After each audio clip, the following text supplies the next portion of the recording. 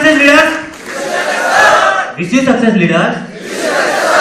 सबसे पहले आज फ्रेंकली स्पीकिंग बड़े दिनों के बाद ये मौका मिला कि हाँ, उन दो इंसानों के सामने अपने आप को रिप्रेजेंट करने का, जिन दो इंसानों को देखकर शायद हमने कभी कॉर्पोरेट सोसाइटी को ज्वाइन किया था, बट आज वाकई दिल करता है कि इस दिल को चीर कर, इस दिल को निकाल कर आप सबके सामने रख दूं और दिखाऊं आपको कि वाकई यार हम क्या थे और हम क्या बने हैं। मैं ये भी नहीं कहूंगा कि यार हम बहुत बुरे थे, बट हाँ, जब मैं 10th क्लास तक था तब मैं पोएम्स लिखा करता था तो न्यूज़पेपर में मेरी फोटो आया करती थी।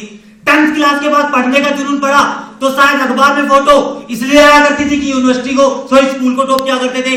जब यूनिवर्सिटी में घुसे तो शायद इसलिए ऊपर आए क्योंकि शायद बीटेक के दौरान अपनी यूनिवर्सिटी को 5 बार टॉप किया।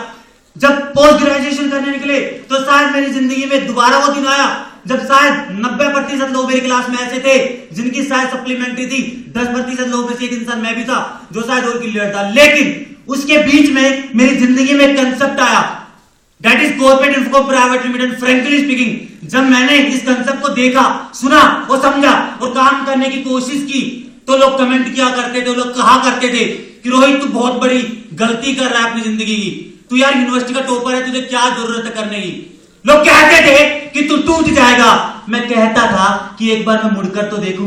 लोग कहते थे कि तू खो जाएगा, मैं कहता था कि मैं एक बार घर से निकलकर तो देखूं। लोग कहते थे कि तू हार जाएगा, मैं कहता था कि एक बार लड़कर तो देखूं।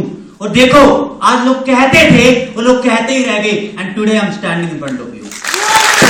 वाकई वाकई वाकई मैं पूछना चाहता हूं हिंदुस्तान के यूथ को, किसे पता था एक मछुआरे का लड़का जो घर घर जाकर न्यूज़पेपर भेजा करता था, किसे पता था कि वो इंसान आने वाले समय में उस इंसान को लोग एपीजे अब्दुल कलाम के नाम से जानेंगे। किसे पता था एक इंसान जो हाथ में लकड़ी का टुकड़ा लेकर घुमा करता था और कहा करता था कि मैं एक दिन इस दुनिया का सबसे बड़ा आदमी बनूंगा।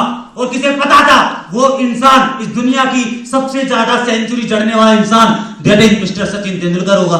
किसे पता था एक इंसान जो बड़ी पुअर फैमिली से बिलोंग करता था, और किसे पता था एक इंसान जिसके पेरेंट्स बचपन में ही साथ छोड़कर चले जाते हैं, और किसे पता था लोग उसे शाहरुख खान के नाम से जानेंगे। और किसे पता था एक इंसान जो जस्ट पेट्रोल पंप पर पेट्रोल बेचा करता था और जस्ट हर गाड़ी को खड़ी देखकर बस एक बात कहता था, बाय गॉड एक दिन मेरी होगी। और किसे पता था लोग उसे धीरू भाई अंबानी के नाम से जानेंगे। और किसे पता था एक इंसान आपकी तरह एक छोटे से कस्बे से, एक छोटी सी सिटी से, एक छोटे से कॉलेज से पढ़ने वाला एक छोटे से सेमिनार को देखकर उसी चेयर पर बैठकर सेमिनार को देखने आया था। किसे पता था वह इंसान उस चेयर से उठकर यहां तक पहुंच जाएगा, लोग उसे रोहित मित्तल के नाम से जानेंगे। जाते एक बात कहूंगा, फ्रेंकली स्पीकिंग, मैं नहीं जानता कि ये हिंदुस्तान का यूथ क्या चाहता है। मैं नहीं जानता कि हिंदुस्तान का यूथ ये अपनी लाइफ में क्या करके दिखाना चाहता है। बस इस हिंदुस्तान के यूथ को एक बात कहना चाहता हूं, today is Saturday, am I right that way, but tomorrow is Sunday, am I right that वे।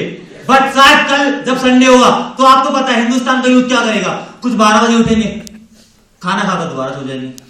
कुछ ज्यादा यूथ होंगे, सुबह उठकर लोधी गार्डन पहुंच जाएंगे। और कुछ क्या करेंगे, शायद उठकर मूवी देखने लग जाएंगे। Am I right that way? लेकिन after some time, after some days, after some years, the people use this word कि मंजिलें थी, रास्ते थे, बट हम चल ना पाए। अरे वक्त निकल गया और देखो हम कहते रह गए कि जिंदगी में कुछ करना पाए। जाते बस एक बात कहूंगा, मैं नहीं जानता लोगों को किन चीजों का नशा होता है। कुछ लोग स्मोकिंग करते हैं, कुछ ड्रग्स लेते हैं, कुछ पब में जाते हैं। फ्रेंकली स्पीकिंग मुझे नहीं पता, लेकिन मैं कहता हूं कि मैं कोई वो नशा नहीं करता जिसका नशा कुछ पल के लिए होता है, बट मैं हर वो नशा करता हूं जिसका नशा उम्र भर के लिए होता है। Thank you.